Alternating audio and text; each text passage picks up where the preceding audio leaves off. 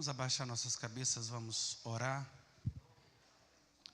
Senhor nosso Deus e eterno Pai, Criador do céu e da terra, que o Senhor conduza as nossas mentes agora, iluminando, Senhor.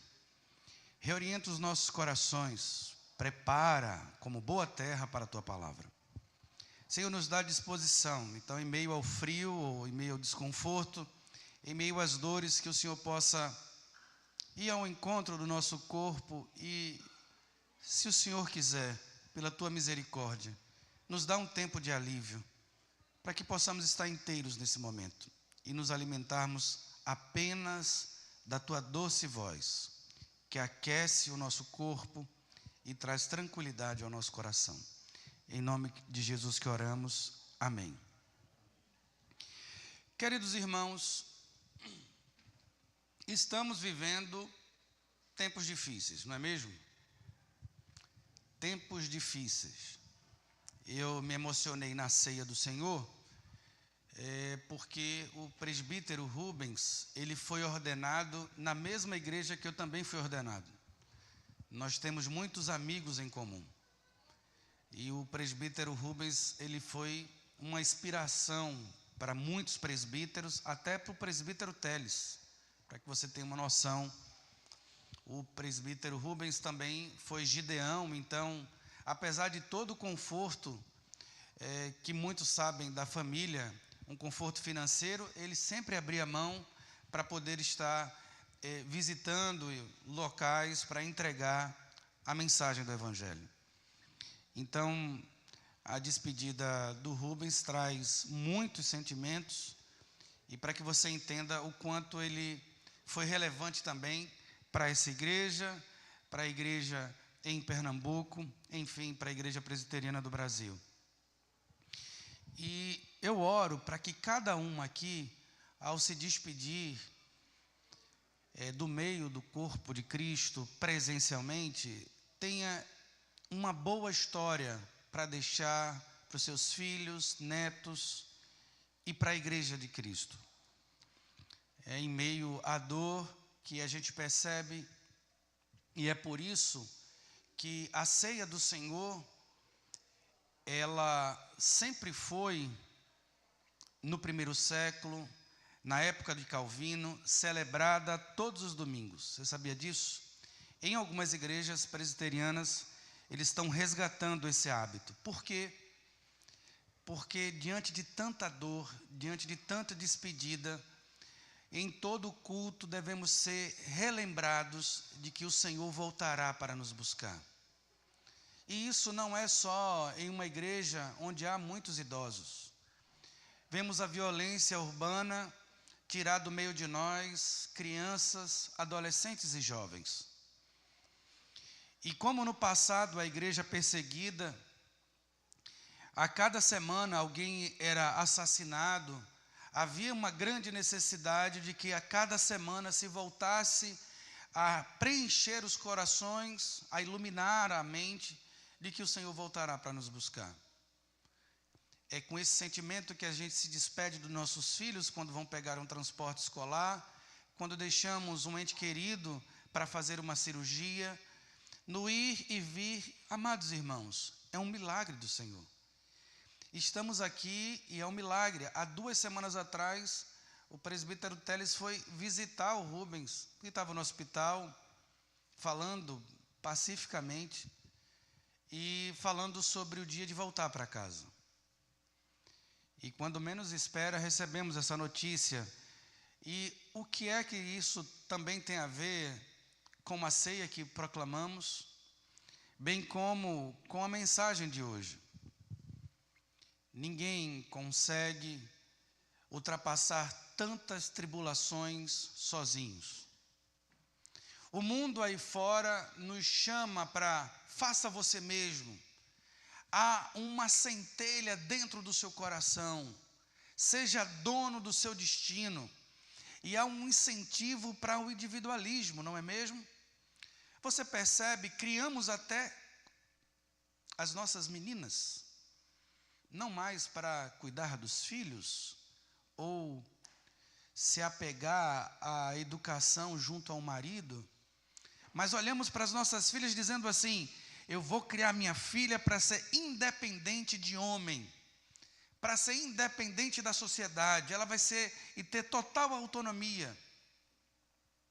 E quando menos espera, estamos criando os adolescentes que humilham um ao outro e não pensam mais em quem Deus vai colocar no meu caminho para um projeto de família. Veja que isso tem invadido a própria igreja. Então não estamos tão distante de uma realidade tão individualista. Os nossos corinhos, se você percebe, a gente vamos ao inário e cantamos nós, cantamos vós, Senhor, estamos aqui. E se você pegar os hinos, ou nem hinos, os cânticos mais novos é eu quero, é eu, Senhor, é eu. Ou seja, até os louvores, a centralidade voltou a ser o eu e não mais nós. E essas coisas vão entrando dentro da igreja e vai contaminando até o coração do próprio pastor Jonas. Porque eu me orgulhava de poder ter pago o próprio seminário. Não, foi eu que paguei. Eu trabalhei e paguei. Eu me orgulhava na periferia de São Paulo, de Recife, que assim, eu não dependo da igreja. Sou eu que mantenho minha própria família. E quando estou aqui em São Paulo, ter que ligar para presbíteros e amigos e dizer: posso receber uma ajuda? Ou falar com a junta diaconal: posso receber uma cesta básica? E eu não falo isso, amados irmãos, no sentido de constranger ninguém. É para mostrar que Deus nos leva a uma situação para que a gente possa gritar e resgatar e nos livrar de nós mesmos.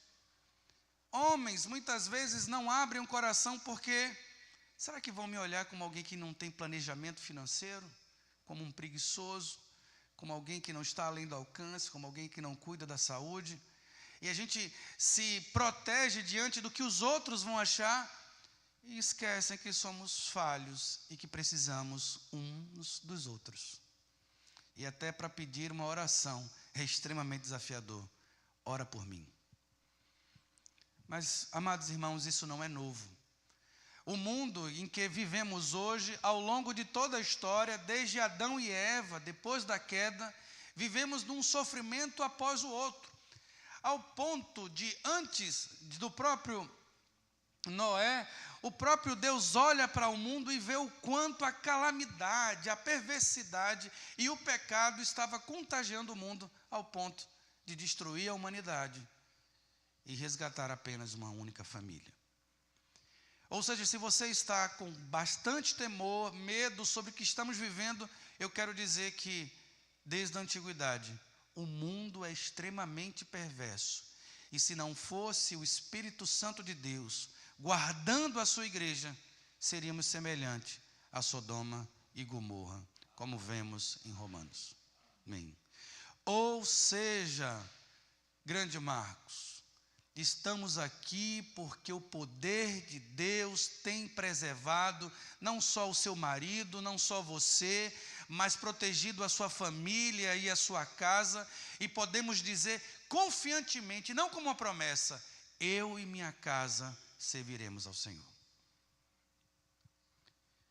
E essa promessa não é só para vós, mas também para os filhos dos vossos filhos. Creiamos nisso. E para mostrar tudo isso, em Eclesiastes capítulo 4, é o texto que a gente vai estudar hoje.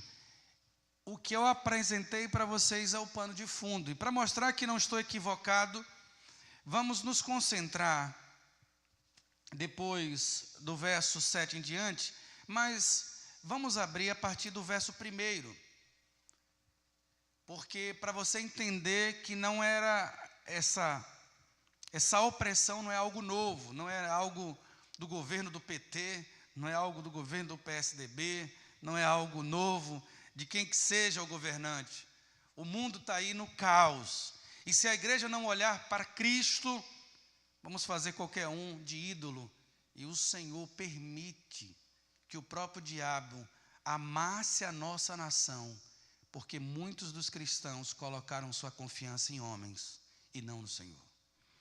Veja como o próprio Salomão olha o mundo, verso 1.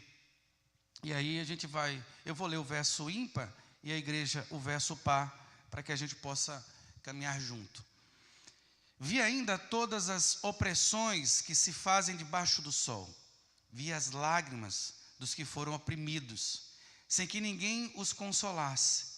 Vi a violência na mão dos opressores, sem que ninguém consolasse os oprimidos.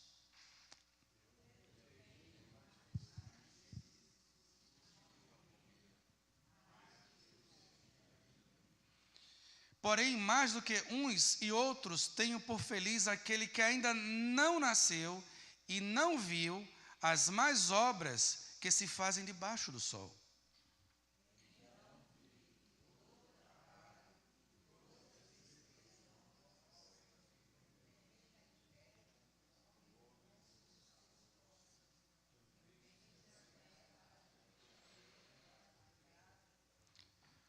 O tolo cruza os braços e come a própria carne, dizendo: é melhor um punhado de descanso do que ambas as mãos cheias de trabalho e correr atrás do vento. Então,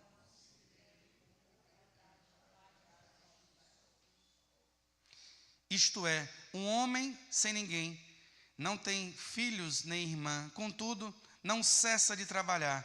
Os seus olhos não se fartam de riqueza e não dizem: para quem trabalho eu? Se nego a minha alma os bens da vida, também isto é vaidade e enfadonho trabalho.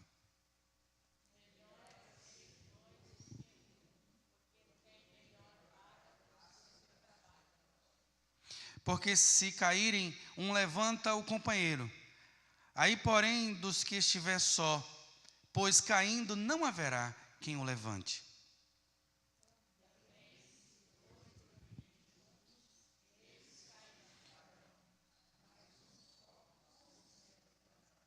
Se alguém quiser prevalecer contra um, os dois lhe resistirão. O cordão de 3 dobras não se rebenta com facilidade.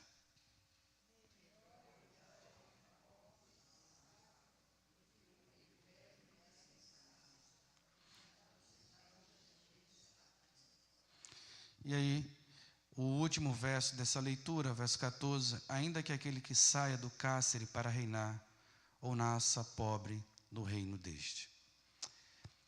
Queridos, nós vamos nos concentrar do verso 9 ao verso 12, mas a leitura dos primeiros versos realmente mostra a toda a igreja que desde a época da antiguidade se sofre, que há opressão, que o próprio Salomão ele diz assim: é melhor não ter nascido.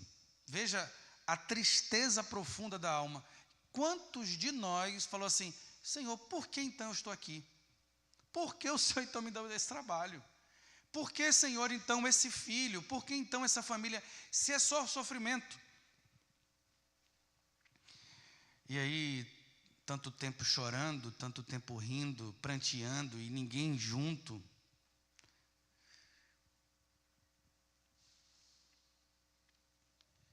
É tanta opressão. E veja, isso não é só a questão de localidade.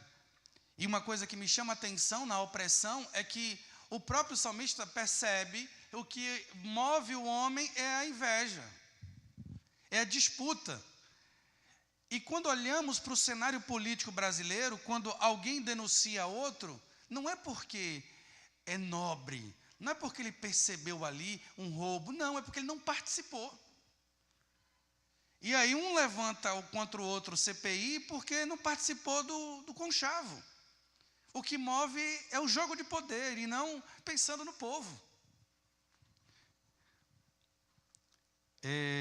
Estou falando isso mais dessa questão política porque você mostra a opressão, a violência, e é normal a gente sempre só colocar na conta do político e não percebe que a gente muitas vezes faz deles os nossos ídolos.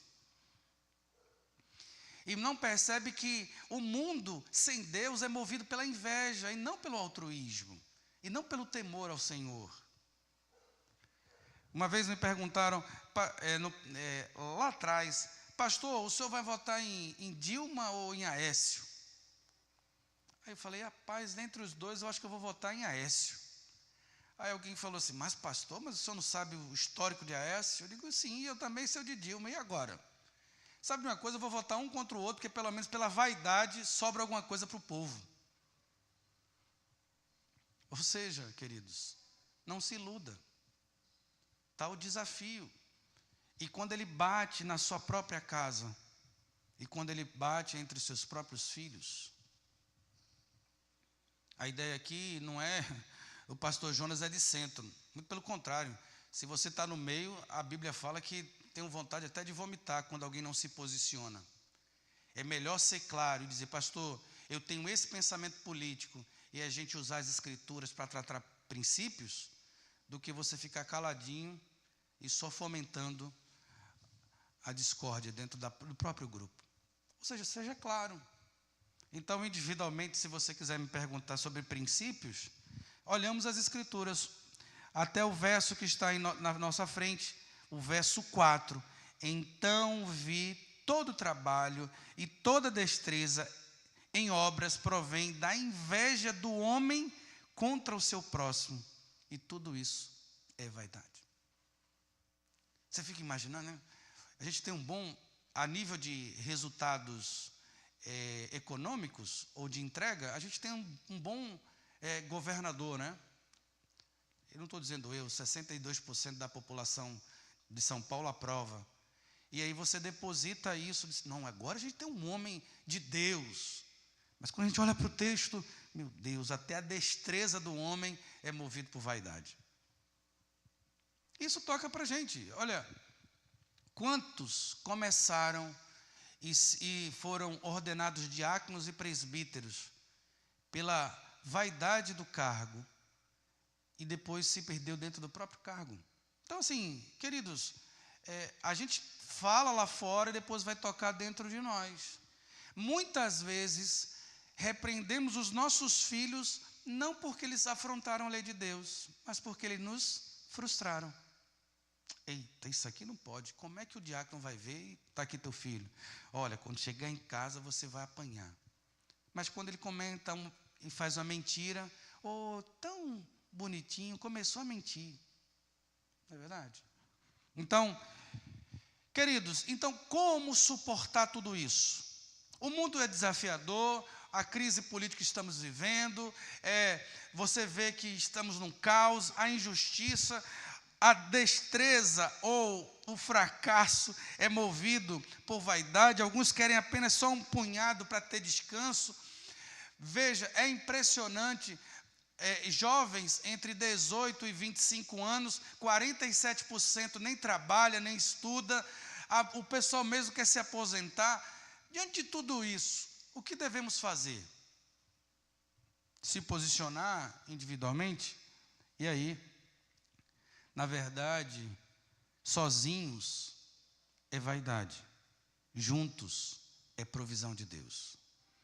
Esse é o tema da nossa aula, que já começou. Sozinhos é vaidade, juntos é provisão de Deus. Vamos repetir esse sozinhos é vaidade, juntos é provisão de Deus. É na mente mesmo. Vamos lá. Sozinho é vaidade, juntos é provisão de Deus. Parece algo simples, mas você quer saber sobre se o seu líder está tomando uma atitude vaidosa ou é provisão de Deus? Quando a atitude não é colegiada. Ele não senta junto para decidir em conjunto com o conselho.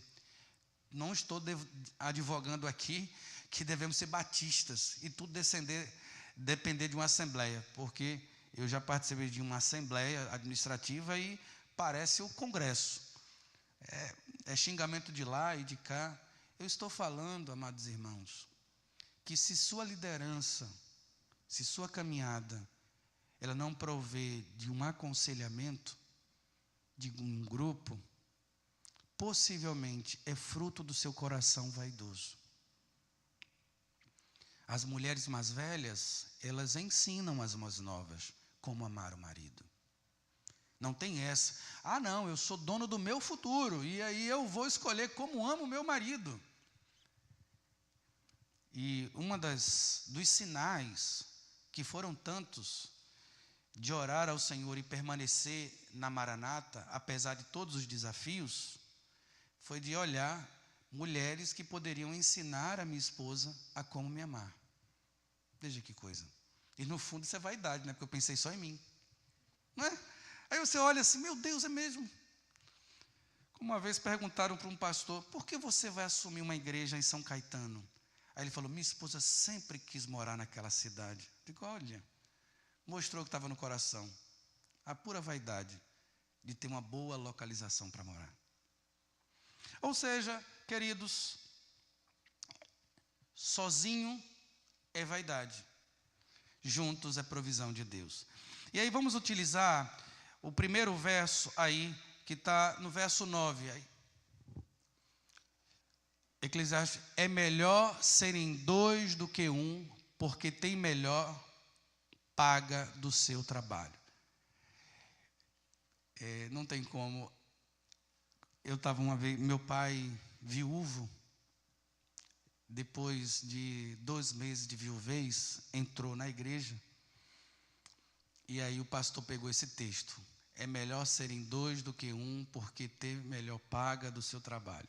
Aí disse, eu vou embora, vamos falar mesmo de casamento, vamos falar de esposa, eu estou sem a minha esposa, eu vou embora. Porque as pessoas se concentram apenas, e usam muito esse texto, muito para casamento. Mas eu quero mostrar para você que esse texto não tem só a aplicação do casamento. Ele tem uma aplicação do povo de Deus. A caminhada não é solitária. Ele morreu por nós. É uma das coisas que quando eu cheguei aqui sempre bati. Ele morreu por nós. A ideia aqui, veja, é melhor serem 2 do que um, porque tem melhor paga. Ou a ideia aí de pagar é de ser, não é só receber um salário ou recompensa, né, de algo frutífero, né? É muito maior, é o resultado pleno. É aquele assim, olha, quando há 2, o resultado é muito mais satisfatório. Olha, amados irmãos, pense, uma coisa gostosa é você compartilhar com alguém, dar um abraço, né? Diz, conseguimos. Você lembra quando teve uma promoção e seu chefe falou assim, olha, você vai ser promovido? Uma coisa. Mas você chegar em casa e dizer, amor, eu fui promovido, aí todo mundo se abraça, aleluia, agora é uma bênção, né? Ou quando você chega em casa, ou liga para a mãe, mãe, eu fui promovida. É totalmente diferente, é o compartilhar, é disruptivo, eu digo, é um êxtase assim, do que você estar num lugar e dizer, olha, você foi promovido. A pessoa, tá bom. Não vê a hora de compartilhar isso com alguém. Melhor serem 2 do que um, pelo resultado que isso. Ou seja, dentro das palestras sobre liderança, 1 mais 1 não são 2. 1 mais 1 é muito mais do que 2. Dentro de grupos, a sinergia, o resultado. A gente percebe aqui embaixo quando a Laurita, a Marisa, a Marinice estão lá na cozinha. Aí o que sai de lá é bênção. A gente percebe quando a SAF se reúne, cada um tem o seu trabalho, a sua peça para um departamental. É muito mais satisfatório quando o próprio conselho se reúne e percebe que a decisão foi tomada em paz e por unanimidade. É isso que a gente está percebendo aqui. Então, a comunhão multiplica o fruto. Esse é o primeiro ponto. Sozinho você pode até caminhar bem, mas nunca irá tão longe se não for junto. Eu sei que muitas vezes, mas pastor, mas se eu for com um grupo vai ser muito mais lento. Mas você vai desfrutar do caminho, querida. Deus não só preparou a linha de chegada, que todos nós vamos chegar lá. Ele nos chamou para uma maratona só junto, não é feito cada um calado na sua, correndo. É muito parecido com as marchinhas militares, onde alguém vai do lado e vai um grupo, hope, vamos lá, é mais um. E quando alguém está cansado, não, desiste não, vamos embora. Essa é a caminhada cristã. Essa corrida que teremos uma coroa, não é cada um calado na sua, escutando seu Walkman. Walkman, meu Deus do céu, estou mostrando a minha idade. Walkman, o que é isso? Cada um escutando o seu Bluetooth, seu celular, e individualmente cheguei. Não, é um grupo. Hope, vamos lá. E aí, quem já participou, eu fiquei impressionado. Eu nunca tinha corrido 27 quilômetros. E quando disse assim, não, a gente vai dar uma corrida. E aí, com um grupo militar, a gente, vamos lá, Hope, vamos lá. Eu disse, meu Deus, o que é que eu estou fazendo aqui? O que é que eu fiz com a minha vida, entrando nesse quartel? E aí você começa. E eu vou dizer para você, se eu questionei e foi um concurso que eu fiz, imagine você que entrou voluntário nessa igreja. Disse, meu Deus, por que o Senhor me levou para Maranata? Isso é para correr junto. Porque a comunhão multiplica o resultado. E no final, quando eu disse, não vai dar, quando menos espera, acabamos com 27 quilômetros. Na época eu tinha 19 anos, quando eu olhei para o lado, quem estava dizendo Hope, era meu instrutor, que tinha 45 anos. Eu disse, não, se esse homem aí aguenta, eu vou aguentar também. É nessa hora que a gente vai olhar para as irmãs com a cabeça mais branca, que vai orientar para uma recém-casada, e ela vai dizer assim, perdoa, vale a pena. Não é só uma filosofia, é uma vida encarnada. Se Cristo mandou perdoar, só há um caminho a se cumprir, e o caminho é Cristo. Perdoa. Nesse contexto, tanto do verso que a gente passou antes de chegar no 9, descreve esse homem sozinho, sem parente, incansável, que desafia a própria mentalidade comum. Eu quero ir na frente. E Cristo nunca chamou e poderia ter feito o ministério sozinho. Ou você não acha que ele não poderia? Jesus chegou e disse, não, agora, se Jonas, amados irmãos, o profeta, não eu, ele converteu mais, segundo algumas pesquisas, mais de 100 mil pessoas em Nínive, com um discurso só, arrependei-vos, e falando rápido. Imagine Jesus com a sua doçura. Ele poderia converter toda a Galiléia sozinho, mas ele chama 12. E quando envia, são 70. E como? De 2 em 2. Parando o pessoal na rua? Não, entre na casa, coma, beba. Eita, não mude muito de casa não. Crie relacionamento. Se eles quiserem, fique. E esse será o fruto do vosso salário. Voltando para o pago aí. É Cristo que traz a iluminação para o Antigo Testamento. Que coisa linda, não é verdade? E aí a gente quer viver o nosso evangelho individualmente. Quando Deus diz assim, ei, eu vos chamei para multiplicar. E a multiplicação só acontece quando a gente está na videira, que é Cristo. E por isso, 2027, ao longo dessa caminhada, abra a sua casa ou vá na casa de alguém. O caminhar é conjunto. E muitos que abriram a sua própria casa, não sou eu. Hebreus diz, receberam anjos na sua casa. E aí não precisa estar olhando, quem é o anjo aqui? Mas na verdade é que a ideia não só a pessoa, mas você perceber uma experiência espiritual concreta. Nossa, o que é que está acontecendo aqui? Que harmonia é isso aqui? É neto andando para tudo que é lado. E aí Edmar disse, não, mas tem paz em meio ao caos. É Cristo dando essa paz, sabe? É Cristo mostrando que o trabalho do reino é muito além dos indivíduos.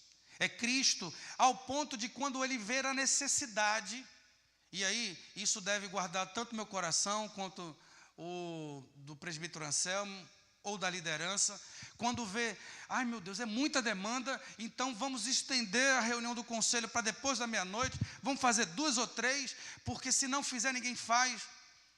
Quando chegaram com muitas demandas para Jesus, será que ele reuniu os 70? Gente, vamos fazer o seguinte, a gente vai fazer uma multiplicação aqui, a gente vai trabalhar um mercado multinível.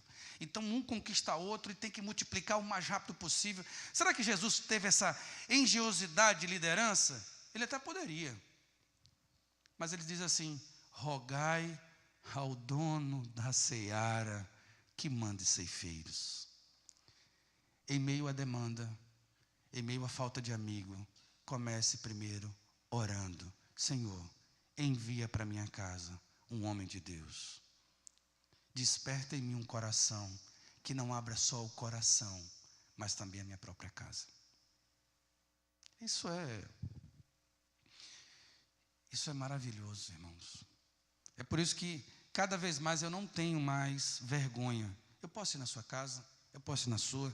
Ontem alguém, por causa de uma mudança na cirurgia, cancelou uma visita. Aí eu saí ligando para uns 2 irmãos, disse, mas pastor, agora? Eu disse, me perdoe, irmão, não é falta de planejamento, é porque eu não queria perder a tarde, eu que preciso ir na casa de alguém. Eu sei que tudo tem que ser planejado, mas em alguns momentos alguém está esperando esse telefonema. Eu posso passar aí agora? Não estava nem esperando, pode, vem orar comigo. Ligue, e aí acompanhe o padrão do Anselmo, que não é o padrão de mandar mensagem, é de ligar. E se você quer saber, um bom horário de ligar é na hora do almoço, porque alguém vai estar acordado, ninguém vai estar em reunião, e alguém está perto do prato. Aí você liga e diz, lembrei de você e estou orando por você. E eu sei que você vai almoçar. Eu te amo. Como isso muda? Deus sabe. Minha esposa passou 14 dias tomando... já ia dizer 14 dias tomando anticoncepcional. Isso ela não toma não, viu, irmãos? A gente, cada mês é um jogo. Glória a Deus. Mas assim, 14 dias tomando antibiótico. E como foi bom ela receber mensagens, ligação. E aí eu queria encorajar você, que eu estava perdendo esse hábito. Alguém fez aniversário? Vai lá na hora do almoço. Você tem uma certa intimidade? Liga para ela. Não manda só a fotinha, não. Eu sei que a Paty faz um bom trabalho, mas liga. E aí, meu amigo? 60, né? Que bênção. Vamos embora, vamos partir para cima. Está cuidando, tomando sua coisinha aqui 10? E como está seu ômega 3? Vamos embora. Estamos juntos. Te amo. E eu sei que você tem muita coisa para fazer. Aí você valoriza o tempo dele e desliga. Ou seja, acabamos o primeiro bloco relembrando, a comunhão multiplica o fruto do trabalho. A nossa caminhada não é solitária. E Cristo é o maior exemplo de tudo isso. Ele poderia fazer tudo só, mas não fez. Se você tem esse sentimento de estou esgotado, o problema de quantidade de trabalho. Olha, o esgotamento físico não vem da quantidade de trabalho. Você sabia disso? Veja que coisa interessante. O esgotamento físico não vem da quantidade de trabalho, mas da ausência de propósito. Você suportaria passar a noite trabalhando em uma causa que você visse nessa causa propósito? Agora, quando a gente se trabalha sem propósito, gera só fadiga, porque você vê que aquilo não rende. Eu mesmo, quando estava querendo casar com Thalita, com 18 anos, eu chegava em casa, depois de 6 horas da escola, depois 6 horas de cursinho, depois mais 6 horas em casa, e eu disse, minha mãe, você quer casar ou não quer? Eu disse, eu quero. Então está aqui a bacia com água gelada. Aí eu botava os pés dentro e ia até 2 da manhã estudando. Mas hoje eu fazia isso, eu disse, irmão, hoje só a graça. Quando bate ali meia-noite, 10 horas para estudar, assim, não, vou dormir, porque o sono, a higiene do sono. Naquele momento eu estava com um propósito. Então você pode estar esgotado na igreja, porque falta um amigo, falta uma amiga para estar do seu lado de oração. Não é mulheres, não é mais cargos dentro da igreja que vai fazer você se sentir melhor ou plena. É mais união, é mais comunhão. E quando esses dias a gente viu o Supremo decidindo se a mulher poderia ser ordenada pastora, presbítera. E aí o meu primo, que é tio dos meninos, né? Fez uma videoconferência, aí ele soltou essa. Qual dos 3 vai ser pastor? Aí minha filha de 6 anos. Eu não. Lá aqui na minha igreja tem pastora não. 6 anos. E aí meu primo até quis cutucar. E o que é que tem lá? Mulheres de oração. Eita, foi muito bom. Ou seja, porque minha esposa participa, né, das mães de oração, aí tem momento Ana, ora pela oração, então mulher, não, lá tem mulheres de oração. E a gente percebeu lá no início, que as demandas da igreja são enormes, mas se não tiver oração para o dono da seara, ele não envia ceifeiros. Quantos já falaram aqui, fulano chegou aqui é fruto de oração. Olha, esse seminarista chegou aqui é fruto de oração. São ceifeiros que estão chegando e é fruto de oração. Vocês, mulheres, têm carregado como ninguém esse ministério. Vocês são vistas como mulheres, como pessoas de oração. No segundo bloco, verso 10, se caírem, um levantará o seu companheiro, né? A comunhão sustenta as quedas. Essa é uma realidade, porque se caírem, um levanta o companheiro. E aí, isso já traz uma ideia clara, porque se caírem, vida cristã não é só contar vitória, é mostrar que há derrotas. Porque a gente se acostumou em grandes músicas, gospels, canta a vitória, que a vitória é tua, que a vitória é tua, que a gente fica... E quando não vem vitória, meu irmão? É 30 anos orando pelo homem e ele não muda o coração. Ele disse, não, que falta fé. Não, é o Senhor te moldando com esse homem e com essa mulher. Deus sabe o monstro que mora dentro de nós.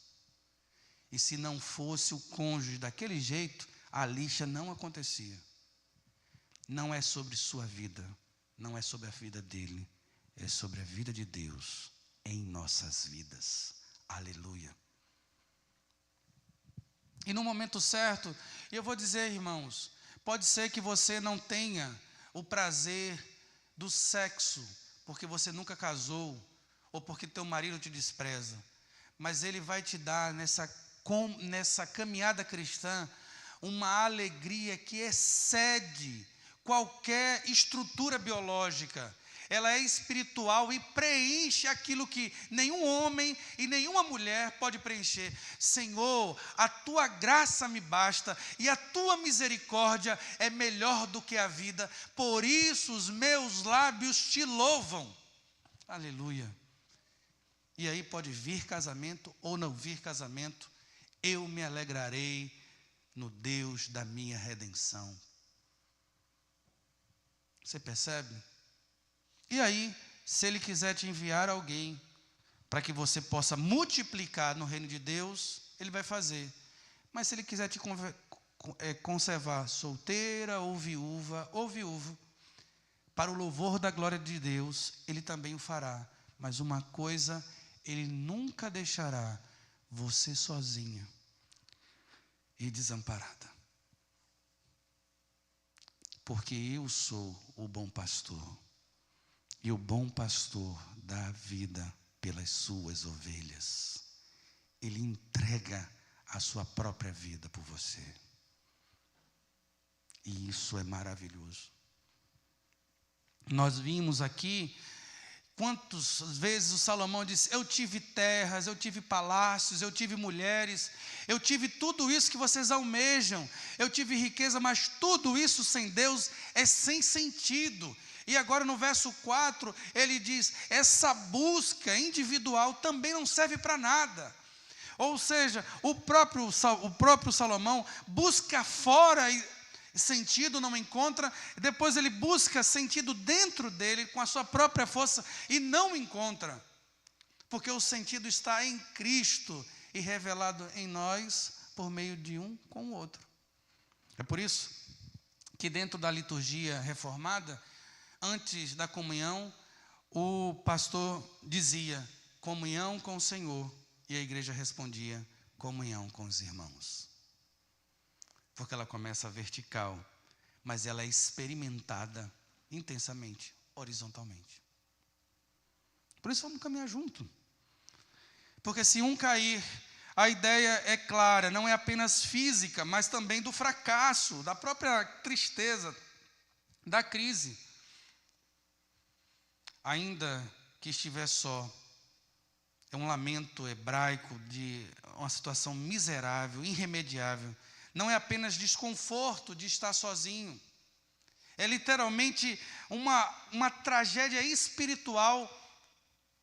É literalmente uma depressão profunda. Daquele que diz assim: eu não quero levantar dessa cama. Para quê? Eu não tenho o que fazer. E aí ele diz: mesmo que esse se caia e fique prostrado, quando há comunhão, há um resgate.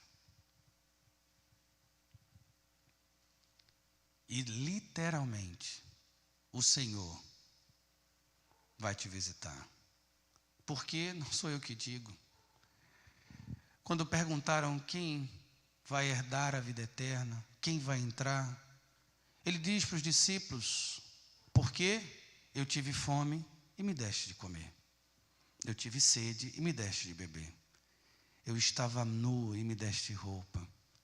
Eu estava preso e fostes me visitar. E os próprios discípulos: em que momento o Senhor teve fome, sede ou preso? Quando vocês fizeram isso a um dos meus pequeninos, a mim fizeram. Em nome de Jesus, eu oro para o Senhor, para Ele resgatar essa identidade, que a visita não é apenas um encontro de network, não é apenas um encontro de uma sociedade interna, é algo sobrenatural que vai ser vivido. Aleluia. Ah, não, o pastor vai vir aqui. Não, vou preparar isso aqui. Não, vou preparar essa comida. Não, ele vai vir aqui. E a gente fica tão preocupado com a casa, com o momento certo, quando na verdade ele disse: vamos orar.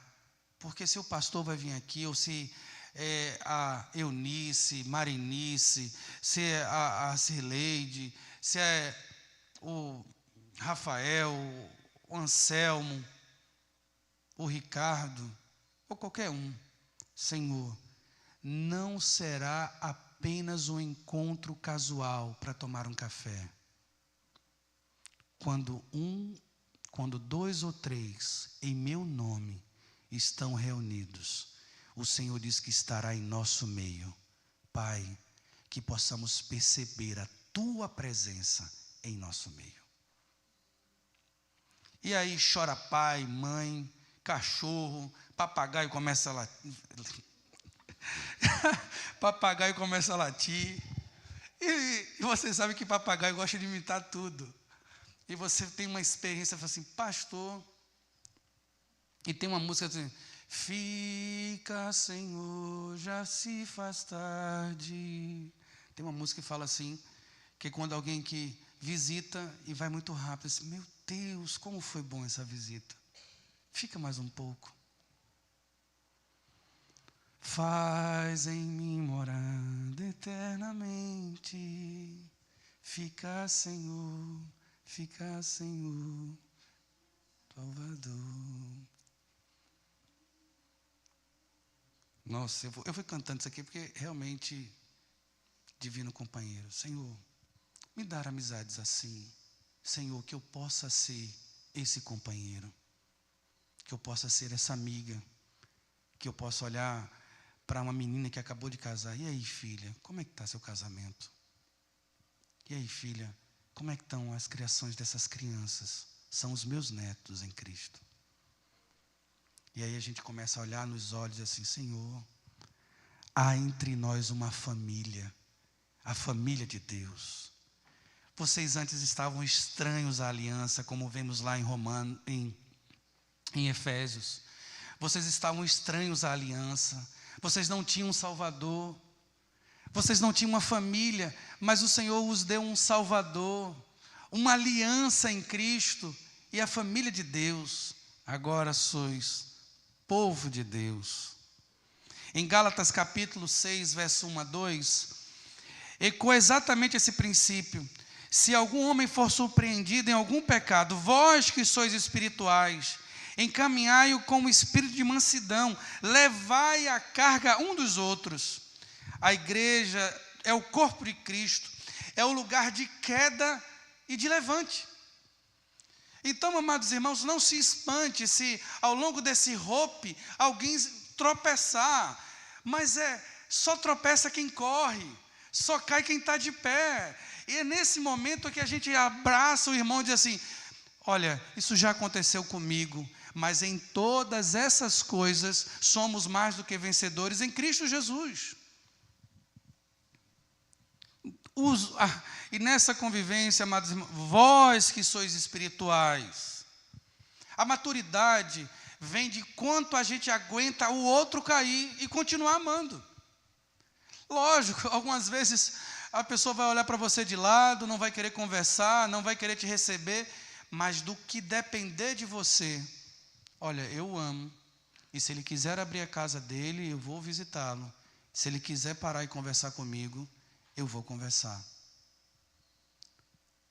Até aquele que fala de você, que te despreza com os colegas, você deve olhar para ele: vós que sois espirituais, suportai com mansidão.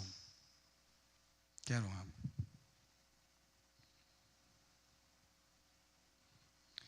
Por isso, quero que eu oro para que o Espírito Santo ilumine sua mente. E lá atrás tem café. Não que eu vou passar aqui umas 2 horas, mas quando as irmãs saírem, tem café lá fora. A queda faz parte da vida cristã.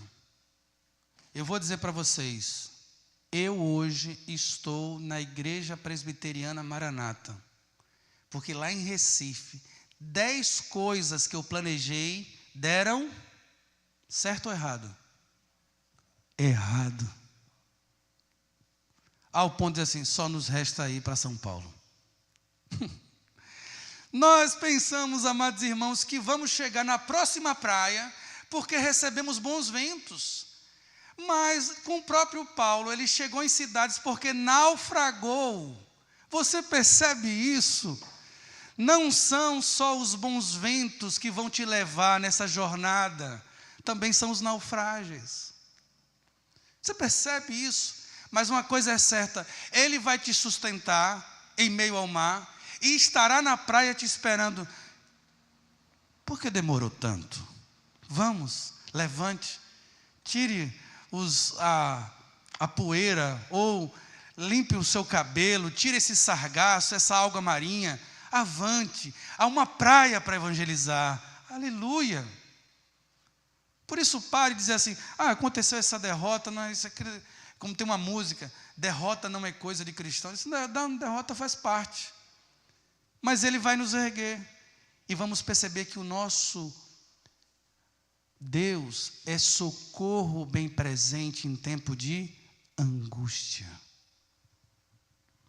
Ele não só está conosco quando olhamos para um filho recém-nascido. Ele está conosco quando o nosso filho diz que não quer o nosso Deus. Mas você pode olhar para ele e dizer assim: mas a última palavra na tua vida, filho, vem do Senhor. E eu oro para Ele mudar o teu coração. Aleluia. Não, Sérgio? Estamos juntos. Glória a Deus por isso. E se não fosse essa caminhada conjunta, amados irmãos, é por isso que agora entra o terceiro ponto, que é do verso 11 ao verso 12. O cordão de 3 dobras não se quebrará com facilidade. Ou seja, a comunhão plena só encontra sentido e força com Deus. Porque eu poderia agora, irmãos, vamos abrir sua casa, vamos agora encontrar um companheiro, e aí você chamar para um futebol, a irmã Marerice fazer vários cafés e chás na casa dela, e chamar as irmãs para aprender os tipos de salgado, as receitas mais ocultas de tempos passados, com aquele livro que você disse, meu Deus, que foi escrito em quanto? E quando você vê a data 1984, eu disse, Senhor. E aí a gente pode criar um ambiente festivo, mas aquilo que segura é se essa comunhão está no Senhor. Também, se dois dormirem juntos, eles se aquietarão. Mas como se aquentará? E aí ele, de maneira proposital, se alguém quiser prevalecer contra os dois lhe resistirão. O cordão de 3 dobras não se rebenta com facilidade. Isso aqui é a 3ª dobra, e aí vários comentários. É intencional.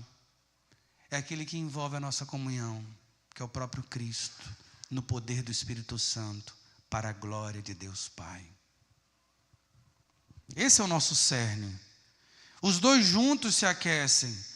Os dois juntos podem alimentar a vida, mas não é apenas o conforto físico, não é apenas a força e a resistência, não é apenas o diálogo horizontal, porque qualquer relacionamento horizontal tem prazo de validade.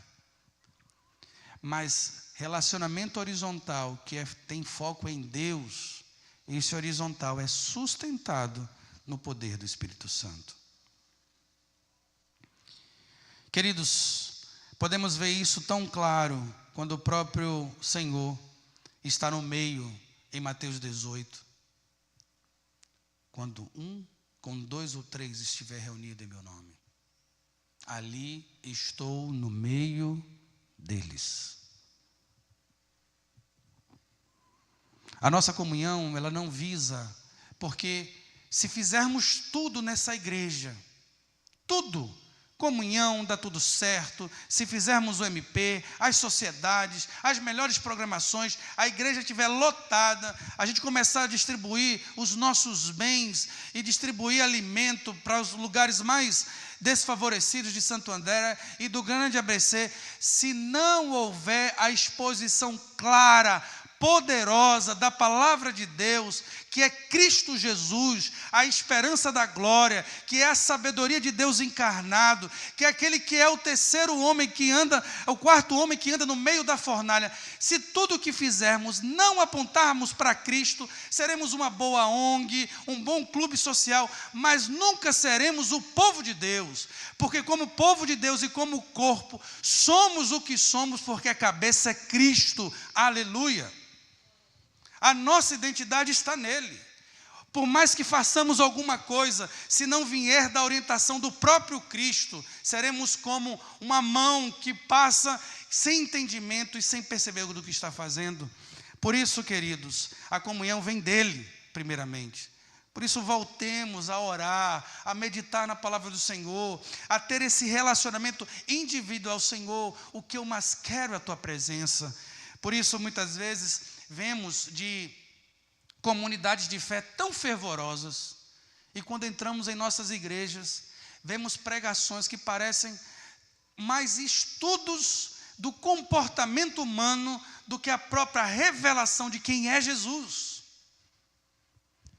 Tantas pregações que passam introdução pela filosofia, depois já discorrem para as aplicações, parecendo muito mais autoajuda, e esquecem de Cristo, da presença real, verdadeira e inquebrável. Por isso, eu gostei muito quando eu cheguei em novembro de 94, o presbítero Anselmo falou assim, para o senhor, o que é pregação? Eu digo, eita, lá vem, toma, se fosse no Amazonas assim, toma tua merenda, que assim, responde essa aí. E aí eu falei, presbítero Anselmo, se o pastor falar de histórias da Bíblia, falar de contexto da Bíblia, mas não apontar para Jesus Cristo, ele deu uma boa aula, mas não pregou o evangelho de nosso Senhor Jesus Cristo. Ele disse, é isso. E quantas vezes você liga a televisão ou pode visitar alguma igreja e fala assim: meu pai que diz, não aprendeu, tem que apresentar a Cristo. É Ele que ilumina as nossas almas. É Ele que nos traz conforto na despedida. É Ele que enxuga as nossas lágrimas. É Ele que nos dá a esperança em meio à morte. Porque Ele vive, posso crer no amanhã. Porque Ele vive, temor não há. Abaixe sua cabeça e vamos orar. Senhor, nosso Deus e eterno Pai, estamos aqui na Tua presença, reconhecendo que o mundo está no caos. Reconhecendo, ó Deus, que as coisas externas, elas não nos trouxeram alegria e contentamento. Quando olhamos para dentro de nós, sem o Senhor, também há vazio. A inveja, a disputa. Ó Senhor, quando olhamos para esse quadro externo e interno, ficamos desesperados. E cremos que o Senhor faz isso de maneira proposital, para que possamos erguer os nossos olhos, erguer a nossa cabeça e olhar para o alto, para o autor e consumador da nossa alma, da nossa salvação. Pai, em nome de Jesus, a começar no nosso relacionamento individual, nos dá prazer, Senhor, em voltar a ler as Escrituras, nos dar alegria de uma conversa em oração e ser quem nós somos, com as nossas limitações, dores e com as nossas quedas. Nos ajuda, ó Deus, na força do Espírito Santo, a abrir o nosso coração para o próximo, abrir a nossa casa, ligar para os nossos companheiros e amigos e resgatar a ideia de família de Deus. Pai, muito obrigado, ó Deus, porque mais uma vez o Senhor falou em nosso meio. Mais uma vez ouvimos a Tua voz.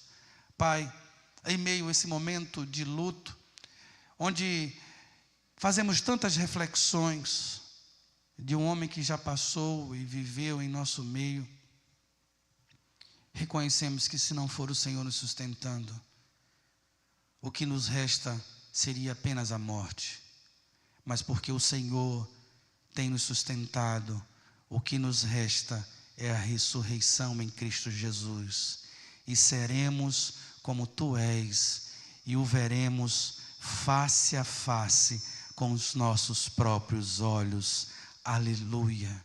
Pai, nos dá um dia na Tua presença, que possamos, ao chegar na mesa, reconhecer que é o Senhor que nos dá a provisão, nos guarda, nos purifica. Em nome do Teu Filho amado Jesus que oramos. Amém. Que Deus te abençoe, você que assistiu esse vídeo até aqui.